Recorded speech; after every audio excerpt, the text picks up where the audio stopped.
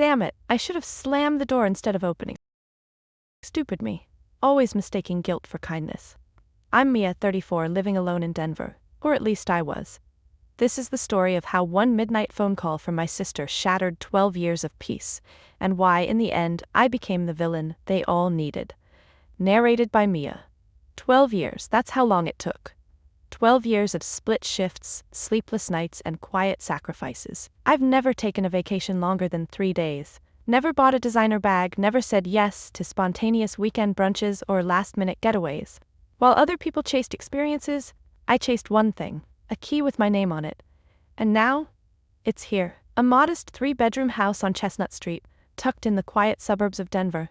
No fancy garden, no shiny marble countertops. But it's mine. The deed has my name, the keys sit heavy in my palm, and no one can take this from me. I still remember the first time I unlocked the door. There was no champagne, no cheering crowd, just me and the echo of my heartbeat bouncing off the empty walls. I walked room to room, brushing my fingers along the plain white paint, like I was trying to convince myself this was real. I built this life, brick by brick. My design studio job pays the bills, and my evening shifts at the cafe gave me just enough to save. I didn't win a lottery. I didn't marry into money. I earned every inch of this hardwood floor, every patch of sunlight that hits my kitchen table each morning. Sometimes I wake up to that soft light through the curtains, the scent of fresh coffee filling the air, and I just sit in silence. No arguing neighbors, no footsteps pacing above me, no one calling my name, just peace. This house is more than shelter. It's my first taste of safety. A quiet that wraps around me like a soft quilt. I don't care that others think it's too far from downtown, or that I should have waited for the market. They don't understand what it means to have a space that no one can threaten, no one can invade. I remember what my mother said when I was 14, after one of our many hurried moves. Mia, one day you'll need something no one can force you to give up. That stuck with me. More than anything else she ever said. I painted the guest room a deep green last, just because I liked the color. No permission needed. I hung an old photo of her, one that used to embarrass me, but now, it just feels right, like she's watching me finally find the steadiness she never had. Most of my friends are married now, or living in sleek downtown condos with shared gyms and rooftop decks. They say things like, "You must get so lonely out there." I smile, sip my coffee, and say nothing. Lonely? There's a difference between being alone and being at peace, and I don't think they've learned it yet. Still, even in this quiet, something tugs at the edge of my thoughts lately. A whisper. A subtle tension in my shoulders I can't shake. Is it possible for things to feel this good, without something waiting to unravel it? Is peace ever permanent, or just a pause between storms? I tried to ignore it. Chalk it up to old habits, to growing up always expecting the next thing to fall apart. But it lingered. That unease, that quiet knock inside my chest, until one night, close to midnight, my phone rang. "Mia?" The voice on the other end was uneven, shaking. "I need to ask you something." It was Lana, my sister. I hadn't heard her voice in months. I looked at the glowing screen, then at the warm mug on my kitchen table, steam still rising. Something inside me already knew. This peace wouldn't last. When I saw Lana's name light up on my screen, something inside me stilled. Like the air had changed. It was late, close to midnight, and the world outside was so quiet I could hear the refrigerator hum from across the house. I hesitated. My hand hovered above the phone for a second too long. We hadn't spoken properly in months. A few casual comments on photos, the occasional family group chat that she usually left on read. Nothing deep. Nothing real. "Still," I answered. "Hey," I said softly. Her voice came fast, cracked, not like the glowing woman I'd seen dancing on beaches in her Instagram stories. "Mia, we've burned through all the money." Just like that. No preface, no softening. Just the raw truth laid out like shattered glass. She kept talking, words spilling out in a panic. Airbnb rates too high, gas prices impossible, freelance gigs delayed, Derek's camera broke. The kids were sick. The van had been their bedroom for days. I didn't interrupt. I just listened, heart pressing against my ribs like it wanted out. "Can we stay with you?" she finally asked, her voice breaking. "Just for a few months, please." My fingers tightened around the phone. I turned to look at the painting I hung near the hallway. the one of a little red boat on a still lake.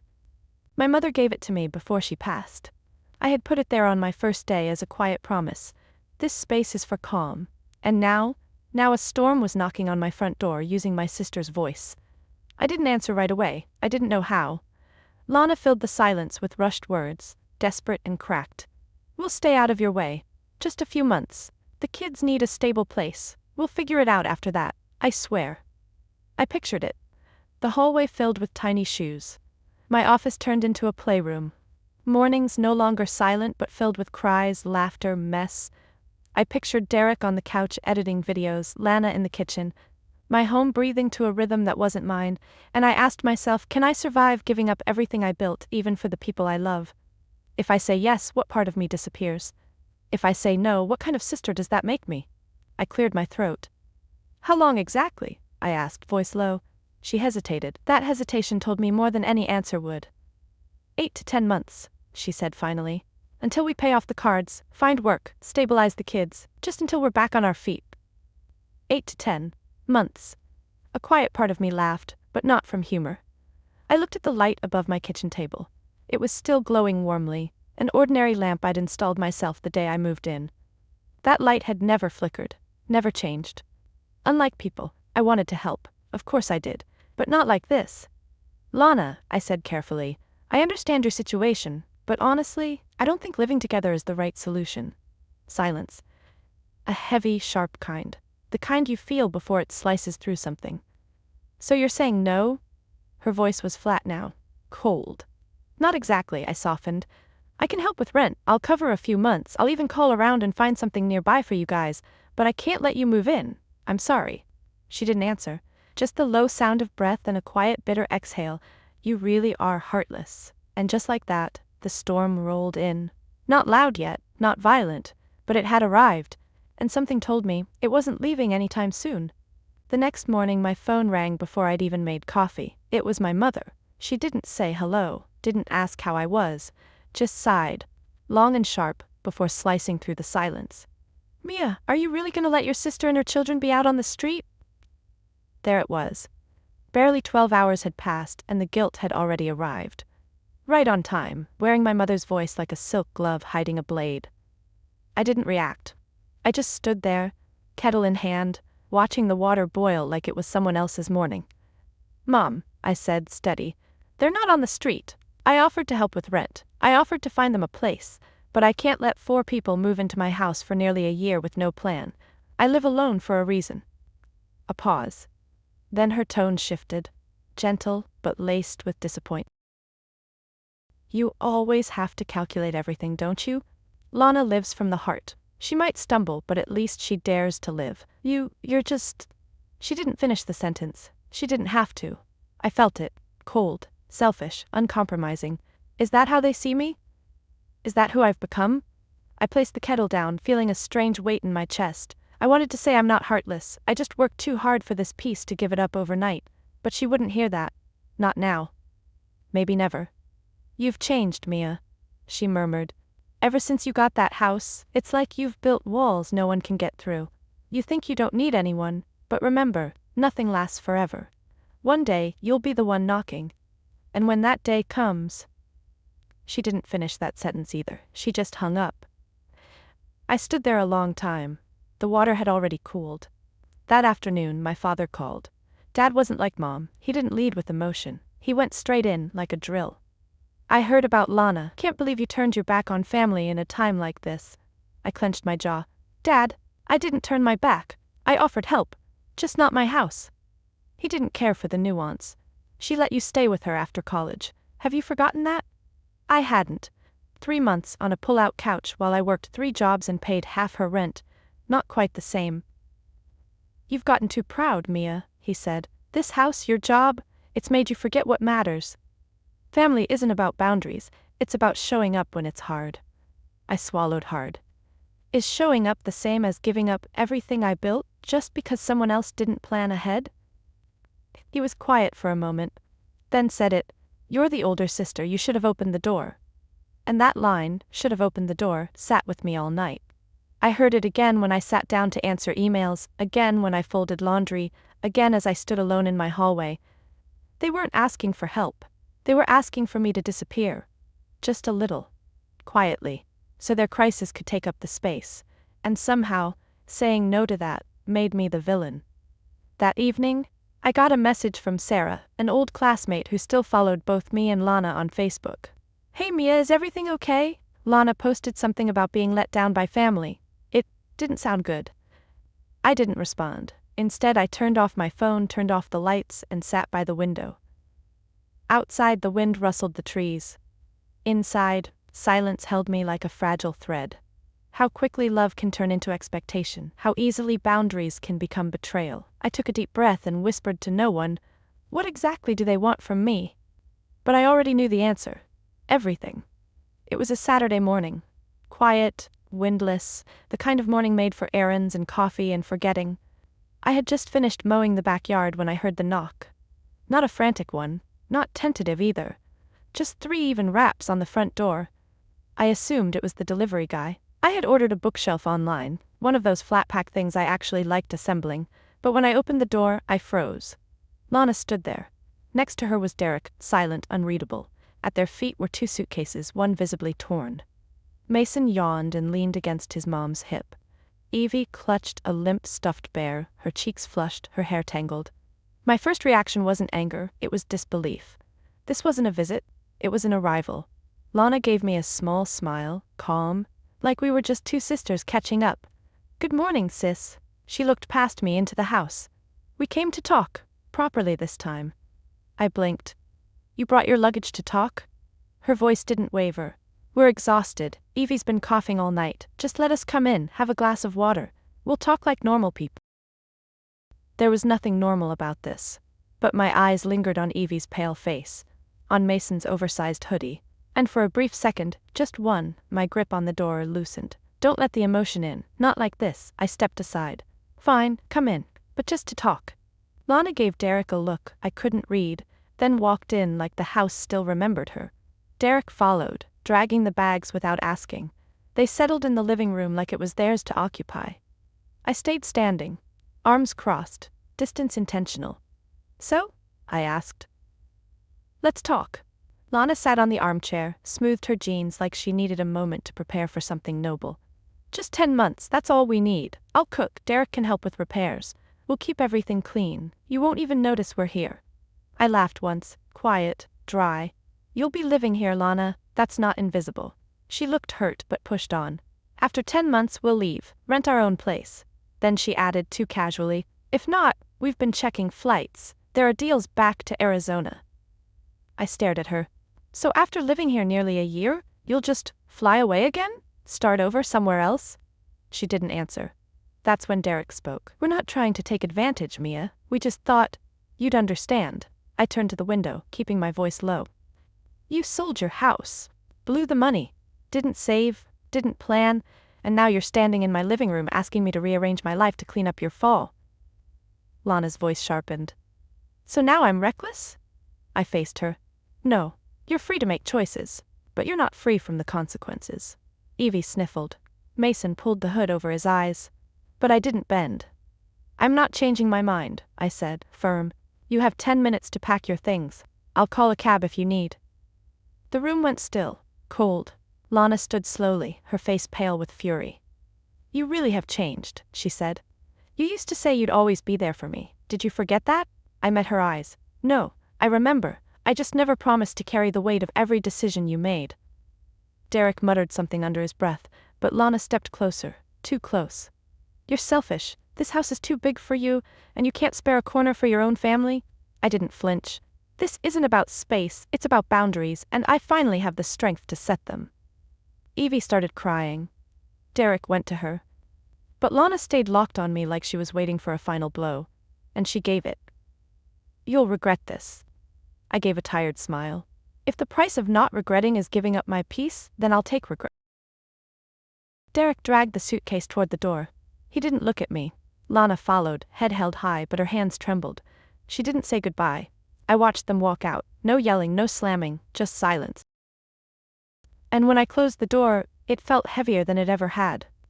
I thought it would end there, that they would leave, hurt but accepting, that I'd pay a price, yes. but a quiet one. But I underestimated how loud silence can get when it's weaponized. It started the next morning. My phone buzzed before I'd even opened the curtains, a message from Sarah, someone I hadn't spoken to in over a year.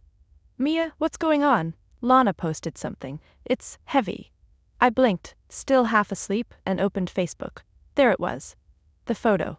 Lana holding Evie close against her shoulder, sunset bleeding behind them in soft hues. The caption: "Sometimes, the place you thought you could run to is the one that hurts the most.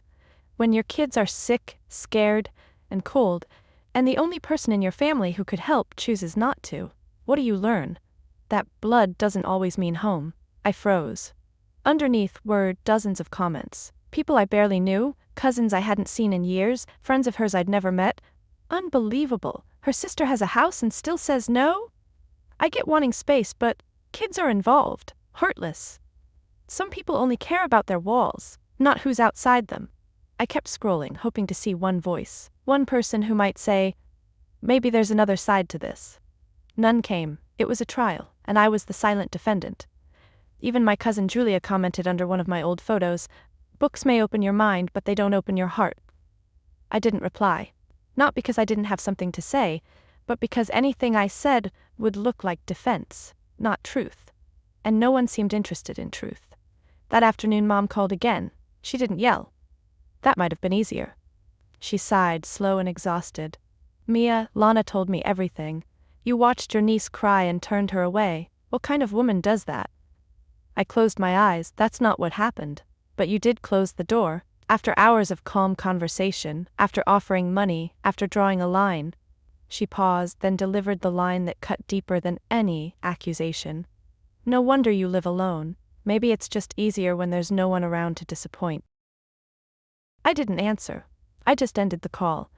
I didn't have the energy to explain the difference between solitude and exile, not to someone who never saw the value of either. That evening, my Aunt Margaret texted. She never reaches out, only a birthday card once a year, but now she had paragraphs to share. "I just can't believe what I'm hearing. Lana took you in when you had nothing, and this is how you repay her." And then there was Monica, a college friend. Sweet, quiet, the type who hates drama. Even she sent a message. "I don't want to interfere, but maybe you could soften a little? It's just 10 months. She's family." I stared at my screen, then typed back, "Would you let a family of 4 live in your 2-bedroom apartment for 10 months? She never replied. But the messages didn't stop. People I hadn't seen since high school chimed in. Some were vague, some were judgmental, some were cruel, but all had one thing in common. They spoke as if the story was already written, and I was the villain. That night, I sat on my sofa in the same house that once felt like a sanctuary. The walls hadn't changed, the windows still caught the golden light at sunset. But something inside me had shifted. Not guilt, not regret, something colder, clearer. I was never truly loved for being me. I was loved for what I gave, for how much of myself I was willing to erase for others. And the moment I stopped doing that, I became disposable. I hadn't planned to respond. I told myself it didn't matter what strangers thought, what old classmates whispered in comment sections, what extended relatives projected onto a one-sided story. But then Uncle Henry chimed in. I hadn't spoken to him in nearly a decade. He lives 2 states away. We have no relationship beyond the occasional holiday card. And yet, there it was. His comment under Lana's post. "I always knew Mia was too cold. Logic without empathy kills the soul." That was it. That's what broke the dam. Because if people were going to put me on trial, they were going to hear the whole damn testimony.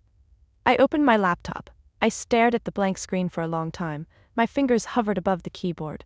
My chest ached, not from hurt, but from everything I'd held back for too long. And then I started typing. I didn't begin with rage, or sarcasm, or defense. I began with clarity. I don't like airing private matters online, but when someone drags me into the public court of opinion, I have the right to speak for myself. I wrote everything. How Lana called me at midnight, how I listened without interrupting, how I offered money, real, immediate help, how I opened my door, invited them in, and said no only when they expected to stay for nearly a year with no plan. I described how I had built my home alone. No shortcuts, no inheritance, just exhaustion and discipline and sacrifice. I wrote that I loved my niece and nephew, But love isn't the same as surrender. That helping doesn't have to mean giving up your only piece. I didn't insult Lana, I didn't assign blame, I didn't drag anyone, but I told the truth. I ended the post with this: I don't owe anyone the space I built through silence, sweat, and solitude, especially when the request comes without accountability. And if protecting my boundaries makes me the villain, so be it. I'd rather be hated for clarity than loved for compliance. I clicked post, and waited. 10 minutes passed. Then 20. Then the first comment appeared. Finally, both sides of the story. Then another. I once let someone stay in my spare room for 2 months, never again. I get it, Mia. Then, family means support, not entitlement, but of course not everyone agreed. She's still being too rigid, it's just 10 months. Would it really have killed her to say yes? I didn't respond, because for the first time I didn't need to explain anything further. Around midnight, Lana texted me.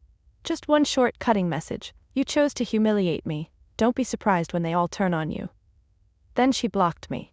I stared at the screen unmoved, not angry, not shaken, just relieved. Because silence can be peace, but forced silence, that's erosion. I went to bed and slept straight through the night. For the first time in days, I didn't wake up gasping for air under the weight of expectation. 3 days later, Lana vanished from all platforms. No more sunset photos. No more poetic captions. No more dreamy shots of the kids running barefoot through some national park. But I knew better than to think it was over. This wasn't retreat. This was just the calm before the next storm. That evening, while sorting invoices in my home office, my phone rang. Dad, I answered. Mia, he said immediately, voice tight like a wire pulled too far. Are you really going to let this family fall apart over a post? I leaned against the desk. Calm, quiet. Dad, I didn't start this online, I just refused to let someone rewrite my life without my side of the... He sighed. You should have been the bigger person, the older sister.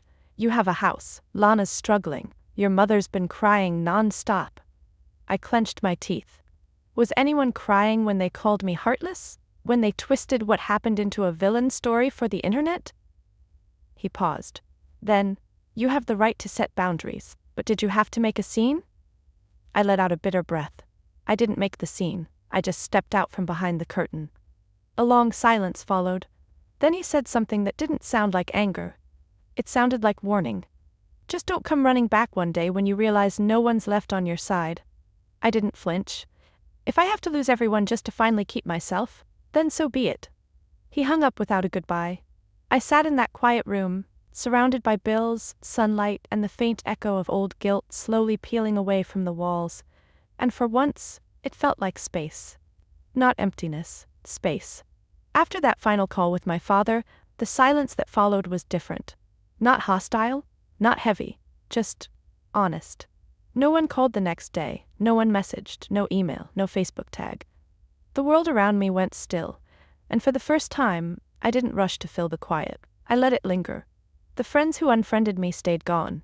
The relatives who once left birthday wishes on my wall every July didn't show up this year. My mother never called back. My father didn't even send the usual Sunday check-in text.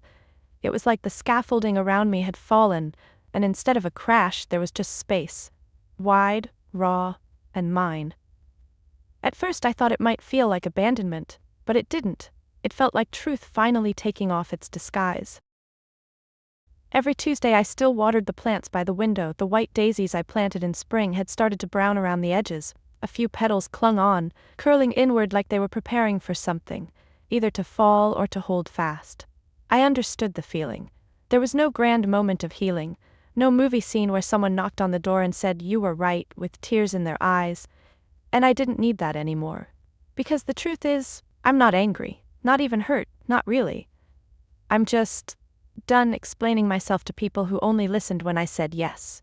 Growing up, I was always the capable one, the helper, the planner, the one who gave without keeping count, and for a long time I thought that was love. But love without mutual respect is just performance. And I'm tired of performing, so I stopped. One quiet Sunday afternoon, I brewed a fresh pot of coffee. Jazz played softly in the background, something with no lyrics, just warmth. I sat by the window, same seat as always, but this time I didn't scroll. I didn't flinch when a notification popped up.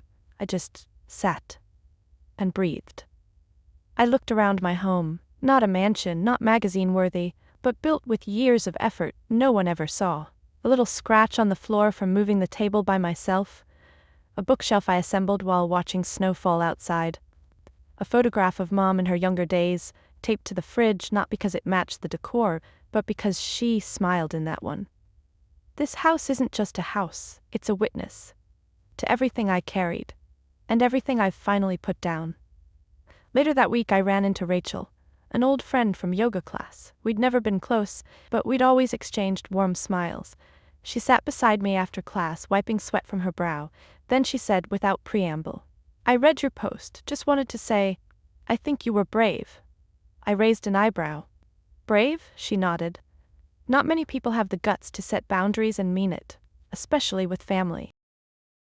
Then she stood, slung her bag over her shoulder and added, "They weren't mad because you were wrong, they were mad because you did what they're afraid to." And then she left. Her words echoed long after she was gone. I didn't reply, didn't have to, because for the first time in my life, I wasn't seeking anyone's approval. I just wanted peace. And I had it. Not because the world gave it to me, but because I finally decided to stop handing it over. Somewhere along the way, I stopped checking to see who unfriended me. I stopped wondering if my mother would call, or if Lana would ever text again. I stopped holding my breath every time my phone lit up. Because peace isn't the absence of conflict, it's the presence of clarity. I no longer felt the urge to explain the timeline. Who called who first, who said what I offered, what they refused. That record isn't for the court of public opinion. It's for me. And I know it by heart. It's not a perfect story. There are no flawless heroes here. I've cried, I've questioned, I've second-guessed every boundary I ever drew. But through it all, one truth kept surfacing, louder than the noise, stronger than the guilt. Saying no doesn't make you cruel, it makes you conscious. And I was done living unconscious. I still love my family, but I love them without surrendering to them. I love them from a distance that keeps me whole. And if they ever learn to respect that, my door isn't locked, it's just not open to entitlement. One evening I sat on the porch with a blanket draped over my knees, warm tea in hand, and a notebook in my lap. I wrote 3 simple lines. I do not exist to absorb the fallout of other people's choices. I am not unkind because I am unmoved. I am allowed to protect the peace I paid for. I don't know who I'll become 5 years from now. Maybe I'll find new friends. Maybe some bridges will mend, maybe not. But I know this. I will never again apologize for choosing stability over chaos, truth over performance, and self-respect over pleasing others. If you're reading this and feel like Mia, if you've ever been called cold for drawing a line, if you've ever been made to feel guilty for not bending just to keep the peace, then hear this. You are not cold. You are clear. And that is a form of courage the world will rarely thank you for, but your future self will. So if one day you find yourself standing at your own door, holding the knob with shaking hands, wondering if saying no makes you a bad person, close the door gently and keep standing. Because sometimes, the most radical kind of love is the one you offer yourself. Was Mia too firm? Or was she simply protecting what no one else ever would? Her peace, her space, her soul? Leave your thoughts below, and if this story resonated, follow the channel for more true, unapologetic stories about family, boundaries, and becoming your own home. Thank you for listening.